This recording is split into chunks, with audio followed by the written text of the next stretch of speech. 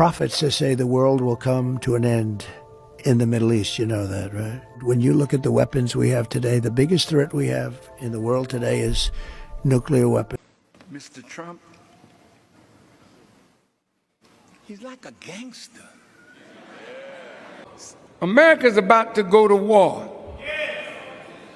And when she goes to war, she wants black and brown bodies. Now you're useful. They don't give a doggone about how black lives matter until they want to use black lives to accomplish their wicked ends. They're trying to provoke Iran. I would like to say to the president, Mr. President, it would not be a wise move for you because you're already $23 trillion in debt and you don't have any money to prosecute a war.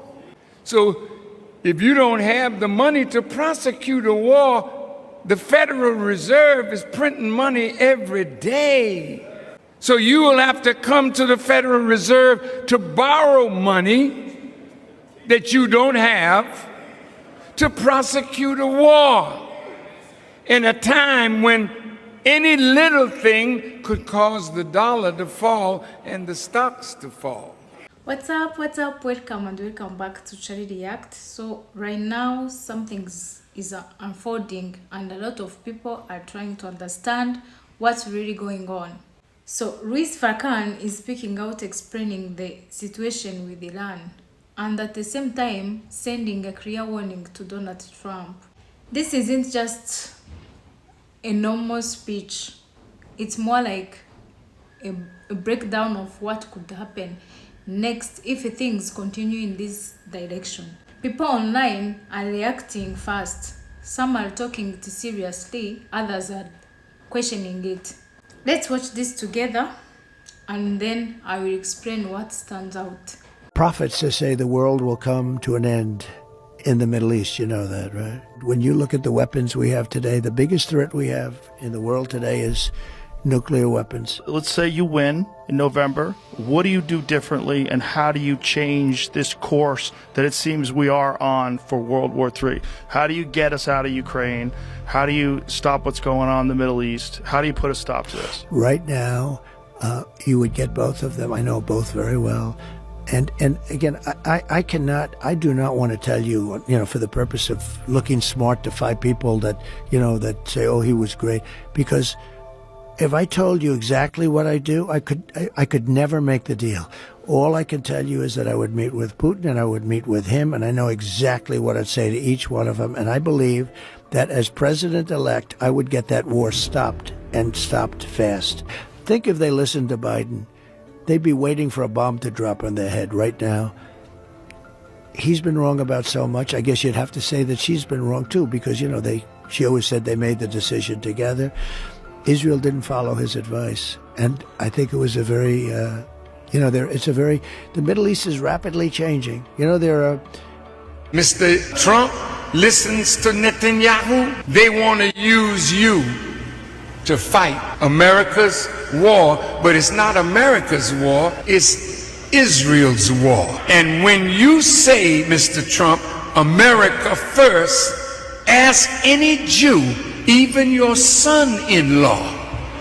America is never first. Israel is always first. And as long as Israel is first, then whatever you think or plan will be in Israel before you leave the room of the White House. Mr. Trump, you have to extricate yourself from being controlled by any one of these. Well, I'm Dr. Ahmadai Shakur. Well, it looks like your president, Donald J. Trump, is trying to wave the white flag to surrender. After all of the tough talk, all of the threats, and all of the warnings and the ultimatum of a 48-hour deadline. Let's get into it. After boldly coming out yesterday and basically admitting to wanting to commit a war crime by saying that he would have the power plants over in Iran attacked, putting them in darkness, taking out their electricity and all of that. And now he's backpedaling and saying that they've had some positive and productive talks. Okay, and that they're thinking about coming to some sort of agreement. Well, I believe that's all lies and BS, because the bottom line is Iran says they rejected his 48-hour ultimatum and in fact haven't had any talks directly or indirectly with him at all. And I absolutely believe it, because we've seen all the lies coming from Trump. And now Trump is basically saying that Iran is thinking about, negotiating and talking about them stopping their nuclear capabilities program. But isn't that what they were agreeing to in the first place before this war even started? Weren't they already having talks and willing to negotiate about that? And then Trump doubled back around and surprise attacked them anyway, him and Bibi. But now he wants to use that as his excuse to try to frame this as if the U.S. is winning and they're putting so much pressure on Iran that now they want to concede. Yeah, please pay attention. Now listen to this report. Multiple rounds of negotiations mediated by Oman occurred in Geneva, with the last reported round taking place around February 26th of 2026. Iranian officials indicated good progress was made with proposals involving limitations on uranium enrichment in exchange for easing sanctions. Negotiations during the conflict. Now, following the start of hostilities, President Trump claimed the U.S. was holding productive conversations with Iran to end the war, while Iranian officials formally denied that negotiations were happening and termed such reports as fake news, meant to affect markets. Now, while negotiations occurred, they failed to prevent the conflict, and each side accused the other of failing to act in good faith. I think we all know who failed to act in good faith. Please pay attention. And it was at that moment that Trump realized that he was in over his head. It looks like he and Bibi have both effed around and found out, because now Bibi is trying to play the victim and up here telling the sad story and trying to fearmonger other nations into helping them with this war that they started. Please pay attention. The thing they did is they fired an intercontinental ballistic missiles 4,000 kilometers right into Diego Garcia, the American-British base. They can reach now with these ballistic missiles everywhere in Europe, almost everywhere in Europe. I've been warning that for years. The fourth thing that they did is that they shut down the important maritime strait of Hormuz, trying to blackmail the world with oil terror blackmail. Four things that they're doing in 48 hours. And I ask the leaders of the world, the leaders of the free world, the leaders of the moderate states, what more are you waiting for? He asked them, what more are they waiting for? What they're waiting for is for you and Trump to finish the war that you started, to finish it on your own and without their help, aid, or assistance, because neither of them bothered to let allies know that they were absolutely going to start this war with Iran. But now they think everyone is supposed to drop everything that they're doing and come and help them, because now they're losing, because they failed to plan, they failed to strategize, they grossly underestimated the power of Iran, and now they're singing a sad song and playing the world's smartest violins, but trust me, nobody with sense is listening. Please pay attention. All right, so let's really understand what he's saying here. Farrakhan is not just talking, he's explaining the situation step by step. He's pointing at the tension with Iran and basically saying if decisions are made without thinking about the consequences, things can escalate quickly. But he also goes beyond that. He's warning about leadership in general. The message is simple but serious.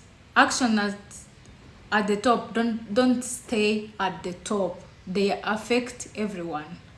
That's why this is getting attention right now. Because whether you agree with him or not, he's connecting the dot in the way that makes people stop and think. Some people see this as a really warning about what's coming. Others think it's too dramatic. But one thing's clear, this is not just random talk. It's a perspective on what's happening right now and when and where it could lead. I'm Iranian with deep roots, and my ancestors have been fully Iranian for over 2,500 years. I want to let you guys know that we Iranians are truly happy that the Islamic Republic is finally coming to an end. Our generation has struggled for 47 years to get rid of this regime, and today that moment is finally happening. I want to thank President Donald Trump and Benjamin Netanyahu for standing against the Islamic Republic and targeting a regime that has caused so much pain and suffering for the Iranians. And I also want to thank the Israeli people who are suffering because of Iran. And please know that we, the people of Iran, do not want this conflict, and we only hope for peace. To our Arab neighbors who are suffering because of the Iranian regime, we're truly sorry. The people of Iran have been victims of this regime too for years. And to the soldiers who are risking their lives and their families are worried about them right now. We want to let you know that the Iranian people see your sacrifice, and we're hoping for a future where no one has to fight anymore. Thank you guys so much. Last but not least, we want the world to know that we only have one transitional leader that we trust for the future of Iran. Iran is a nation of 90 million people that believe in the coming of the Mahdi. 90 million people who are ready to lay down their lives for al-Mahdi. That's right. They're beautiful people, the Iranians. You don't see them starting no war with nobody. That's correct. Ask Mr. Trump. In the history of Iran, show me where they attacked some other nation trying to take their wealth as you do, as America does. Show it to me. See, when you know the truth, see, can't nobody punk you unless you just want to be a punk. Iranians don't have a friend in the world. Not in their own regime, not in the United States of America, certainly not in Tel Aviv. It's not CNN's fault that, Fred Pleitkin only gets in 5 days after this all starts, right? The Islamic Republic has tried to kind of keep the world out of its country for a very long time. And so when we watch the coverage of this and we see 4 different live shots of dark night skies from Israel and 1 live shot of a correspondent in a bunker who has a telephone, who's receiving SMSs from the Israeli government, like everybody else in the country, that, if you live in this neighborhood, go down into the bunker below your building from this time to this. Iranians don't have any of that. My wife was born in 1984, smack in the middle of the 8-year war between Iran and Iraq. Her memories of early childhood are of the bomb sirens. Those don't exist anymore. I'm watching CNN, and there's a thing on the screen that says, hey, Iranians, you've been warned to leave your homes. They can't see that. The satellites have been jammed by their... So they don't have any information. They'll have no information. No right? information. There's nowhere to go and no recourse. This is Israel's Channel 13 with a timer counting down to when Donald Trump will carry out his evil plan to annihilate the Iranian civilization. Now, what do you think the Iranians are doing while these fools, these sick-in-the-head people, are chatting about it? I don't know what they're saying, but they're vibing with defiance and resistance. I can feel it, I can sense it. Bravo to them. They're standing up to that beast and to the evil tyrants, Netanyahu and Trump. Bravo, Iranians. Bra-freaking-vo. So now that you have seen this, what do you think?